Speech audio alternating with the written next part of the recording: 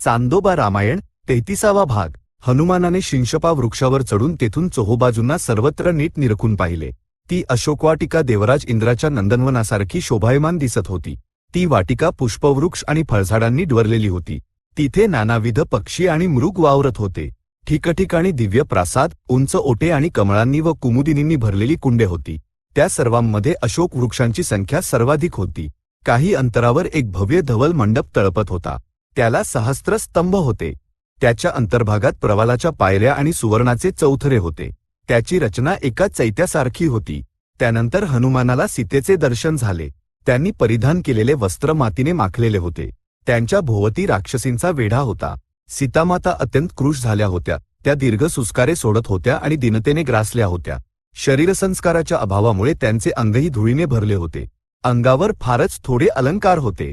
त्यांची केशराशी एका जटेसारखी गुंतून कमरेपर्यंत रुळत होती। हीच सीता असावी असा हनुमानाने तर्क केला। रावणाने हरण करून नेताना त्या स्त्रीमध्ये हनुमानाने आणि सुग्रीवादी वानरांनी जी लक्षणे पाहिली होती त्या लक्षणांपैकी काही येथे प्रत्ययास येत होती। पूर्ण चंद्रासारखा मुखडा, रेखीव भुवया, कृष्णवर्णी केश आणि सुंदर कटी। सीता कितीही क्रुश झाली असली किंवा दुःखाच्या सागरात बुडालेली असली तरी ही लक्षणे लपून राहत नव्हती। शिवाय रामाने सीतेच्या काही खुणा सांगितल्या होत्या।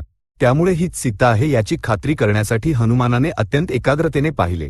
रामाने सांगितलेल्या अलंकारांपैकी काही परिधान करण्याची इच्छा नसल्यामुळे त्यांनी ते वृक्षाच्या फांद्यांवर अडकवून ठेवले होते। त्यामध्ये कर्णाभूषणे आणि कंकणे होती। ती उतरवल्याच्या खुणा सीतेच्या कानांवर आणि मनगटांवर स्पष्ट दिसत होत्या। शिवाय सीतेने ऋषमुख पर्वतावर वस्त्रात बांधून टाकलेल्या दागिन्यांमध्ये हे अलंकार नव्हते। तसेच सीतेने ज्या पीतरंगाच्या रेशमी वस्त्रात दागिने बांधले होते आणि आता त्यांनी जे वस्त्र परिधान केले होते ती दोन्ही सारखीच होती। फक्त आताचे वस्त्र अत्यंत मलिन झाले होते। या सर्व गोष्टींचा विचार करून हनुमानाने हीच सीता आहे असा निश्चय केला आणि त्यांना परमानंद झाला। दुसऱ्याच क्षणी सीतेची ती अवस्था पाहून हनुमानाचे हृदय द्रवले। जनकराजाची कन्या, दशरथाची ज्येष्ठ सून आणि सर्व सुखांचा उपभोग घेण्यास योग्य असलेली ही सीता अशा प्रकारे अश्रू गाळत आणि क्षीण होत या भयानक राक्षसींच्या मध्ये का कोमेजत आहे? याच सीतेसाठी रामाने कितीतरी राक्षसांचा संहार केला। यांच्यासाठीच तर त्यांनी वालिको मारून सुग्रीवाला राज्याभिषेक केला। यांच्यासाठीच तर आपण स्वतः समुद्राला ओलांडून लंकेत आलो। यांच्यासाठी राम त्रैलोक्य उलथवून टाकण्याचा आदेश दिला तरी ते करतील। माझ्यासारख्या परक्या व्यक्तीला जर सीतेची ही अवस्था पाहून इतके दुःख होत असेल तर रामाला किती तीव्र वेदना होत असतील? असे हनुमानाने शिंशपा वृक्षाच्या फांदीवर बसून विचार केला। रात्रीचा मोठा भाग उलटून गेला होता।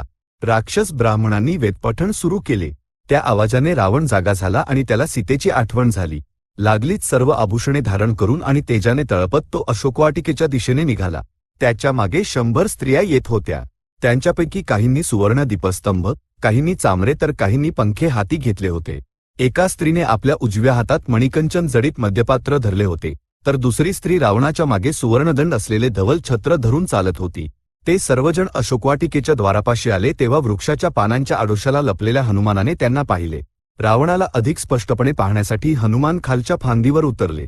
रावण अद्याप काही अंतरावर असतानाच सीता भयाने थरथरू लागली। त्या स्वतःला सावरून घेत रडू लागल्या। उघड्या जमिनीवर बसून भयाने रडणाऱ्या आणि मातीने माखलेल्या सीतेला रावण असे म्हणाला, सीते, मला पाहून का घाबरतेस? तुला अपाय करणारा येथे कोणीही नाही। मी तर तुझ्यावरील मोहाने व्याकुळ झालो आहे, परंतु तुला माझ्याबद्दल किंचितही अनुराग नाही। तू असा शोक का करतेस? माझ्यावर विश्वास ठेव आणि मित्रत्वाच्या नात्याने माझ्याकडे बघ। केस न विंचरणे, मलिन वस्त्रे नेसणे आणि अर्थहीन उपवास करणे तुला अजिबात शोभत नाही। सांडून गेलेल्या पाण्यासारखे गेलेले यौवन पुन्हा परत येत नाही। सांसारिक सुखांचा उपभोग घे। तुझ्यासारखी सुंदरी या सृष्टीत दुसरी कोणीही नाही। तू जर माझा स्वीकार केलास तर मी तुला पट्टराणी करीन। मी संपूर्ण विश्व जिंकून तुझे पिता जनकाला भेट म्हणून अर्पण करीन। राज्य गमावून वनांत भटकणारा तो अभागी राम आता जिवंत असेल की नाही याबद्दल मला शंका आहे। जर तो जिवंत असला तरी तो तुला पाहूही शकणार नाही। पूर्वी जेव्हा इंद्राने आपल्या पत्नीचे हरण केले होते तेव्हा हिरण्यकशिपूने नारदांच्या माध्यमातून याचना कर तिला पुन्हा मिळवले होते। रामाची गतीही तशीच आहे, परंतु त्याने कितीही लीनतेने मागितले तरी मी तुला देणार नाही।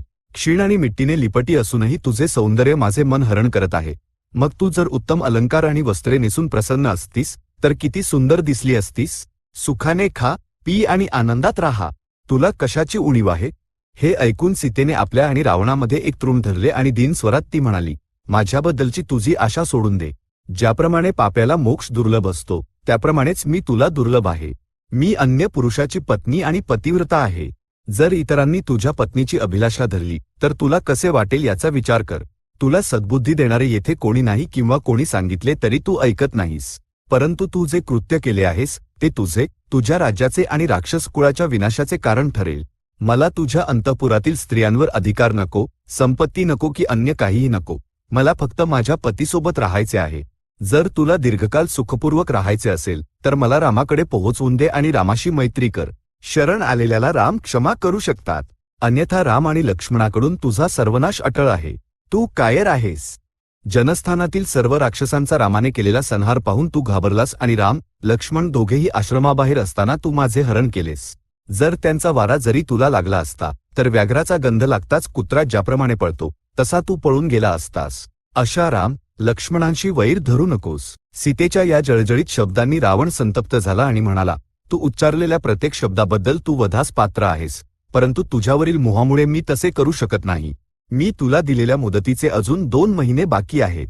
या काळात जर तू माझी पत्नी होण्यास संमती दिली नाहीस तर मी तुझे तुकडे करून प्रात्राशाकरिता शिजवून खाईन. त्यानंतर त्याने सीतेसोबत असलेल्या राक्षसींना सांगितले, तुम्ही समजावून सांगून किंवा भीती दाखवून या सीतेचे मन माझ्याकडे वळवण्याचा प्रयत्न करा. तिला अप्रिय वाटतील अशा गोष्टी करण्याचीही मी तुम्हाला आता अनुमती देतो. रावणासोबत आलेल्या त्याच्या पत्नीमध्ये देव आणि गंधर्व स्त्रिया होत्या. त्यांना सीतेची दया आली आणि त्यांनी खुणांनी आपली सहानुभूती व्यक्त केली. रावणाची सर्वात धाकटी पत्नी धन्यमालिनी हिने रावणाला आलिंगन दिले आणि म्हणाली, हिला तुझ्याबद्दल अजिबात ओढ नाही. तू हिच्याबद्दल व्यर्थ आशा का धरतोस? हिच्या नशिबात सुख नाही, म्हणूनच ही तुझा स्वीकार करत नाहीये. रावण मंदस्मित करून स्त्रियांचा आपल्या महालात परतला. तो निघून जाताच राक्षसींनी शब्दांनी सीतेचा छळ सुरू केला आणि शस्त्रांनी त्यांना घाबरवले. काहींनी रावणाची स्तुती केली तर काहींनी रामाला दूषणे दिली. जर तू आमचे ऐकले नाहीस तर आम्ही तुला आत्ताच खाऊन टाकू आणि रावणाला सांगू की सीता मेली. त्या म्हणाल्या, पुन्हा भांडण नको, त्यापेक्षा हिला आधीच तुकड्यांमध्ये कापून आपण सारखे वाटून घेऊया. असे दुसरी म्हणाली. जर मध्य असते तर अजूनच बरे झाले असते, असे तिसरीने सुचवले. सीतेला एकीकडे भीती आणि दुसरीकडे घृणा वाटली. त्या आपल्या जागेवरून उठून शिंशपा वृक्षाच्या दिशेने गेल्या आणि एका अशोक वृक्षाची फांदी धरून आपल्या दुर्दशेबद्दल शोक करू लागल्या. राम आणि लक्ष्मण यांचा मृत्यू झाला असेल का किंवा रावणाने त्यांना मारले असेल का अशी शंका त्यांना क्षणभर आली. ते संन्यासी झाले असतील का असाही त्यांनी विचार केला. राक्षसी त्यांना घेरून अजूनही घाबरवतच होत्या. इतक्यात त्रिजटा नावाची वृद्ध राक्षसी जागी झाली आणि विवळत म्हणाली, अगं, सीतेला खाऊ नका, हवे तर मला खा. मला एक भयंकर स्वप्न पडले आहे. तिचे शब्द ऐकून राक्षसी घाबरल्या आणि त्यांनी तिला घेरून विचारले की तिला काय स्वप्न पडले आहे. त्रिजटा म्हणाली, राम श्वेत पुष्पमाळा परिधान करून आणि धवल वस्त्रे नेसून दंतमयी पालखीत बसून लक्ष्मणासह सहस्रहंसांनी वाहिलेल्या पालखीतून आकाशमार्गे लंकेत आले आहेत. स्वप्नात मला ही सीता धवल वस्त्र नेसून समुद्राच्या मध्यभागी असलेल्या धवल पर्वतावर दिसली. राम आणि लक्ष्मण 4 दंत असलेल्या विशाल गजराजावर बसून लंकेत फिरताना दिसले. त्या राम आणि लक्ष्मणाने सीतेच्या जवळ गमन केले. राम ज्या हत्तीवर बसले होते तो जेव्हा धवल पर्वताच्या शिखरावर होता तेव्हा सीता त्यावर चढल्या. त्यानंतर रामाच्या मांडीवर बसलेल्या सीतामाता उठून हातांनी सूर्य आणि चंद्राला पकडताना दिसल्या. त्यानंतर मी रामाला 8 धवल वृषभ जुंपलेल्या रथातून सीतेसह येथे येताना पाहिले. मी सीता, राम आणि लक्ष्मण यांना पुष्पक विमानात बसून उत्तर दिशेला जाताना पाहिले. आता रावण कणेरीच्या फुलांच्या माळा घालून, अंगाला तेल फासून, तांबडी वस्त्रे नेसून मद्याच्या नशेत जमिनीवर पडलेला दिसला. दुसऱ्या प्रसंगी रावण पुष्पक विमानावरून खाली पडला आणि मुंडण केलेली व काळी वस्त्रे नेसलेली एक स्त्री त्याला ओढत नेताना दिसली. पुन्हा रावण रक्तपुष्पांच्या माळा आणि रक्तचंदन लावून तेल पीत, हसत, नाचत भ्रमिष्ट अवस्थेत गाढवे जुंपलेल्या रथातून जाताना दिसला. एकदा मी रावणाला गाढवावर बसून दक्षिण दिशेला जाताना आणि तिथून डोके खाली पडताना पाहिले. तिथून उठून तो अपशब्द बोलत एका चिखलाच्या खड्ड्यात पडला आणि बुडाला. कुंभकर्णही तशाच स्थितीत दिसला. रावणाचे पुत्र अंगावर तेल ओतून घेताना दिसले. मी रावणाला डुकरावर, इंद्रजितला मगरीवर आणि कुंभकर्णाला उंटावर बसून दक्षिणेकडे जाताना पाहिले. गोपुरे आणि तोरणे असलेली लंका समुद्रमे बुडताना दिसली. रामाचा दूत असलेल्या एका वानराने लंकेला आग लावली. त्यामुळे तुमचा अत्याचार थांबवा आणि सीतेशी सभ्यतेने वागा. लंकेचा विनाश अटळ आहे. चांदोबा रामायण 33वा भाग संपन्न. सद्य स्वस्ती.